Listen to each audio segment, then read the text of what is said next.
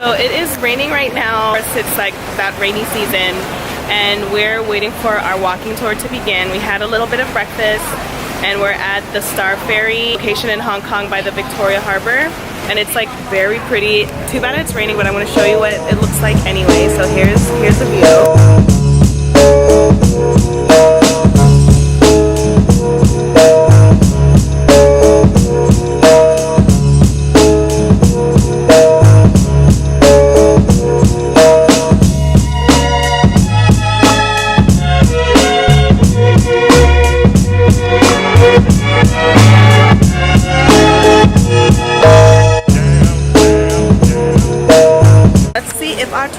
I'm looking for somebody with a green umbrella, and I don't see anybody. I don't blame them because it just started raining. It was nice and then it started raining, but I guess this is normal. This is normal for this area. Well, it's raining really hard, but we found the tour group. That's our tour group, and we're waiting to start, and I'll just show you guys what I see. Oh, for Hong Kong people.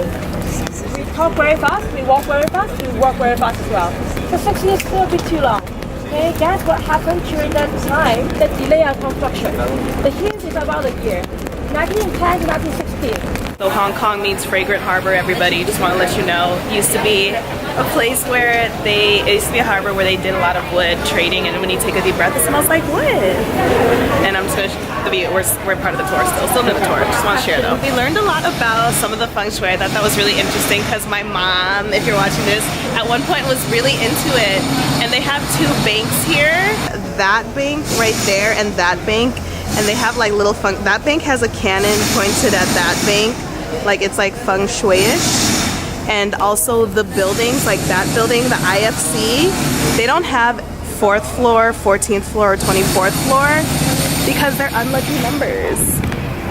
They're unlucky numbers. 4 means like death, and like 14 means like you will die, and like 24 means like you're more likely to die. So they don't have that there. And also one of the banks has an elevator that runs 24/7 even though the bank is closed, because they want the money to keep flowing in all the time. So that's really interesting. There's more things, but I gotta catch up to this tour and it's raining. So this road back here is the oldest road in Hong Kong. It's Nathan Road. And it's funny because that's where we were living. Behind us is the Chinese Space Museum. And so it's all decorated. I'm stepping in mud. It's decorated because there's Mid-Autumn Festival coming up, and Mid-Autumn Festival is where the moon is the fullest, and so that's when their families get together. So the family can be full. Isn't that interesting? Also, we are going down, and there's like a famous street for fortune telling, like Chinese fortune telling. We're going to the Chungking Mansions, which is literally opposite from where we live. So I'm curious about them. I'm really excited to hear about it. And oh yeah, moon cakes. That's why they get the moon cakes around this time. So we just took a little food break. I didn't get any food, but they had egglets, you know, the little egg waffles. And then they had fish balls and things of that nature. But somehow I'm full. Somehow I'm full. That's my food child. His name is Rachel. Feng Shui means wind and water. I learned that today. There are a lot of different religions here, but there is no actual official religion. The biggest group are Taoism, Confucianism, and Buddhism, but there's no strict really practice rules. And she kind of compared it to like superstitions, where people like kind of do rituals, and so they believe that it'll bring them good luck, but you can't really trace it. Like, I'll show you all, there's like sometimes little blessing getters, I don't know what those are, shrines on the floor and with incense, but unsure like what religion she said. She said mostly people do it just for like good luck and things like that. So, oh look, it's Sim Sa Shui Station. We're back home. What the? We live like right under there. We're at the wet market, and this is where the locals go shopping, according to the lady who is giving us the tour. And it looks cool, you know. It's just like a regular. It's like a regular market, except on the outside with fruits and vegetables. Get that dragon fruit, mangosteen, lychee, you know. Piece of colonial history in Hong Kong. This is left over from the British colonial rule. Doesn't it look British? Vietnam has this area like this, but it's like French. Very cool. I mean, messed up, but cool. What is up, crew? We just left McDonald's, and the only reason we stay there is because there's free Wi-Fi, and there's basically free Wi-Fi, and it's affordable to get. So we're going to this place called Temple Street, and there's actually a lot of fortune tellers there, and Gabby's gonna get a fortune read. Okay, it's on. Y'all, we're at Fortune Teller Row. I can't video y'all because... Why are you scared?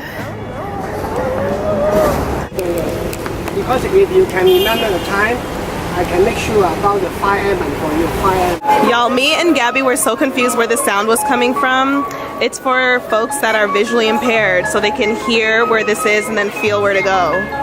What? We are doing like a Hong Kong delicacy tour. Oh, and I didn't tell you about the fortune telling. So it was by an old man with light eyes, and he was cool. It was very positive. I found out some things that I liked, and some of it was incorrect, some of it was mad correct, and I was like, okay, this is cool. It was pretty tight. So, with high spirits, we continue. We are at the first stop. Sorry, and we got our little... I understand a little bit Cantonese. He was like, what are they speaking? Oh, next mystery item. And you're supposed to smell it first, and I did. And it smells very interesting. Chili sauce, or the spicy chili sauce you eat with the stinky tofu, and it's so good. Oh my gosh, so yummy. I don't know why I love the tofu so much. Stinky tofu is basically made with sauce that has already been gone back for more than 2 or 3 months. And the traditional way when they make it, they actually sometimes will have some worm that grow in the stomach. Some worm? Oh, worm. And then once just told us that what we had was beef tripe in the beginning, and that's just like lots of beef organ meat basically. It was the lungs, the liver, the stomach, and what was the other one? Lungs, liver, stomach. Lungs, liver, stomach, and intestines. And honestly, I thought that was fine. The second thing that we had was that's this. What is? Guess what? Is that the throat? Yes. Oh, sweet. Is this mine? Thank you. Alright. There you go. Thank you. Okay. Chewing on the trachea. Sorry. The other thing that we had was stinky tofu. And he just explained the process of it. And it smells interesting. Like I said, what I think it smells like. So that's interesting. Super good. They used to fine people because it smells so bad, but they don't do that here anymore with the smell. And he's gonna show us what the stinky tofu process, like the little bowl that it comes in. And honestly, the throat tastes like tripas to me, so I don't know. tastes like what?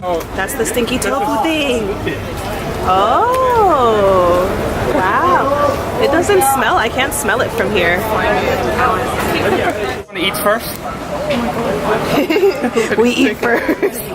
What? That looks like mushrooms. Looks like tongues, yeah. There are some more inside here. So.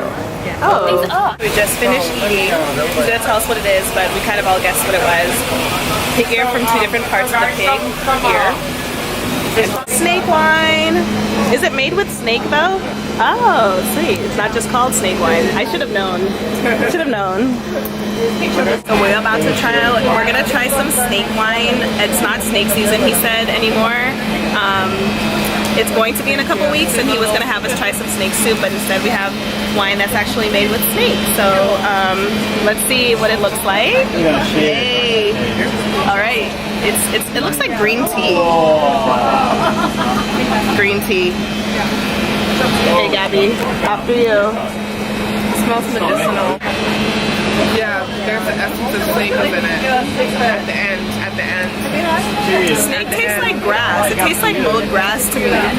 Pretty strong. At the But end. with oil. So the 20 to 30% alcohol content. This one. This is the 1,000-year-old egg. We had this at the social place. When you fry, you don't Gelatinous on the outside, kind of a neutral mild. It doesn't taste like an egg. It tastes like an egg with a little bit of spice. I don't know. I knew it was. Shark fin. And actually, this is not the real shark fin. Oh, it's not? Oh, it's not? No, it was shark fin-esque soup. First food is a drink. And then drink. second food is this. Thank you. And this is supposed to eat with the syrup. So they got some syrup. Oh yeah, there. okay. Okay. Ooh. So Gabby, do you need a cup? this way. Okay. That one's So okay. this That's one fine. I just show you. This is bird's nest. Oh, is it? Oh, it's a bird's nest. It's really good. That's No, wow. this is a cold one. Now I have to retry it. And again, so this is bird's nest is basically saliva of some We have people some of call the swallow, saliva. Some people call it swiftlet. Other one is the cold one. It's actually a juice of tree. Tree juice. That's why I like it so much. It's a type of. One of my favorite ones. What is it? So this food is actually winter frog vagina. Aww. That is perfect for me. Yes, because no frog, winter frog. Winter frog vagina. I do women's health, so I guess that's why I like it. I don't know. She was telling me the difference. Yo, my face when he said winter frog vagina. Okay, I could not deal. But that was my favorite soup the whole time. Yo, Gabby didn't think she was gonna make it through. She made it through. Andrew Zimmern, come for me. Come for me because I know you haven't tried that yet. I know they haven't tried that. We tried the weirdest food. It was delicious though, but it was so strange. But wow is all I have to say about that. And you know, I could give a full review later, but that was really good and it was amazing. It was challenging, but for me it wasn't overly challenging. I think Gabby, was it challenging or overly challenging? I think in the beginning it was overly challenging for me. For some reason my mind wasn't in it, but towards the end it got better. So that was, yo, that tour was lit. It was worth every penny. Yeah. And I think I got to experience a side of Hong Kong that I don't think I ever would have experienced without it. So that was cool. We're on Temple Street right now. There's lots of little shopping markets here. And we're just gonna look around and whatnot. We got some cool recommendations from folks. Met another solo female traveler. I don't know why I said another, like I've been traveling solo because I haven't, but I will be soon. And I thought that was cool. So, you know, people are inspiring in this world. I'm just ending on a high note with the inspiration. And I'll see y'all later when we go back to the prison cell. Good night. You know, just getting some stuff. And actually, I'm not getting anything. Gabby's getting coconut juice. And we're just talking about solo traveling and being a young person and one, doing what makes you happy versus two, also being kind of like able to do a job that can sustain and support you. We were just talking about one of the solo female travelers that we met, and she's taking a sabbatical from her job, and she's been doing it for 2 months, and they were worried that she was going to quit. She works at a big corporate place, so we were kind of just talking about corporate and things like that. But you know, it's cool to be in a different place, a different space, and just be in a different. I'm learning a lot. My mind is expanding. I'm very thankful to be here. There must have been something in one of those foods because I feel like I'm on drugs. Just playing, but seriously help me. Tell you, did you all get what we all ate? Like, we had some bird's nest soup, we had pseudo shark fin soup, we had winter frog vajayjay, we had tree sap, we had a lot of fish balls in 2 different types of ways, and the fish ball tasted like pad thai, sticky tofu, that smelled like dog food. It smelled like dog food, but it tasted so good. Does it taste nice? Tried, let me see. It tastes like the coconut that we had in Thailand. Okay. So good, yeah. This is a foot massage location. And this is actually kind of pretty much how our place kind of would look without the renovation. It's not this one. Cigarette butts on the floor, because you know it's safe. Hi. We're just hanging out, you know, getting our foot massage on. Hello.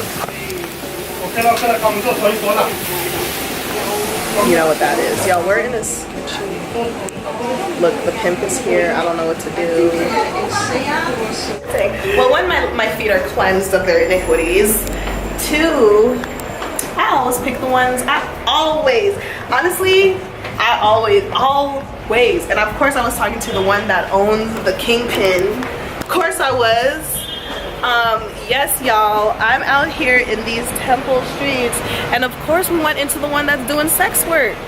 Of course we go into the one that's doing sex work. Of course a white man walks out of the room with a small Asian woman saying thank you, and the Pakistani man is looking at me like, yes, boo, I noticed that.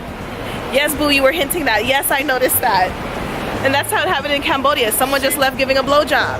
Yes, I noticed that. She had that baby doll outfit. She had the baby doll outfit. She was 2 feet tall. I'm telling you, there was 2 people. I know damn well. First of all, how do I get here? Okay, to the right, Jordan Station. One, I don't even know if the train is still open. It's good to get back to reality though, because at first I felt like I was in the Twilight Zone. Let me go back to these chunking mansions. Let me go back to this little jailhouse where I belong, because I can't with life. Bye. End of iniquity, like every foot massage place that's like under $200 to me now is a sex work place. And like in our mansion, which is like this whole complex, there's a foot massage place. I'm calling the police. I'm calling the police. Anyways, I'm gonna go think about my life. I mean, Hong Kong gives you a free phone. Look, they gave me a little free phone, but then you're gonna take me to that shop, and then I'm gonna have some frog vagina, and then ain't you a trip, Hong Kong? Ain't you a trip? Good night. I'm gonna see my cousin tomorrow. Bye, y'all.